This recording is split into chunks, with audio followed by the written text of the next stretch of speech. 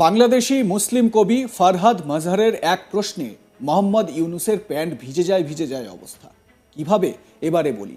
সনাতনী প্রতিবাদী সাধু চিন্ময় কৃষ্ণ দাসের গ্রেপ্তারি যাকে বলে প্যান্ডোরার বাক্স খুলে দিয়েছে বাংলাদেশে। সেদেশে সংখ্যালঘু হিন্দুরা যে নিরাপদ নন সেটা এই ঘটনা যেন চোখে আঙুল দিয়ে দেখিয়ে দিয়েছে।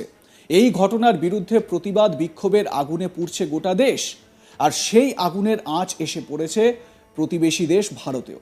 নানা ধর্মীয় সংগঠন থেকে শুরু করে রাজনৈতিক দলগুলিও সরব হয়েছে।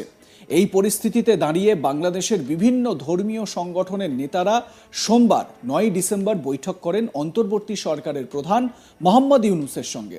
সেই বৈঠকেই কার্যত বোমাটা ফাটালেন বাংলাদেশের বিশিষ্ট সাহিত্যিক ফারহাদ মাজহার। ইউনুসের সামনে দাঁড়িয়ে তিনি স্পষ্ট বলেন তিনি মোটেই মনে করেন না চিন্ময় কৃষ্ণ দাস রাষ্ট্রদ্রোহী।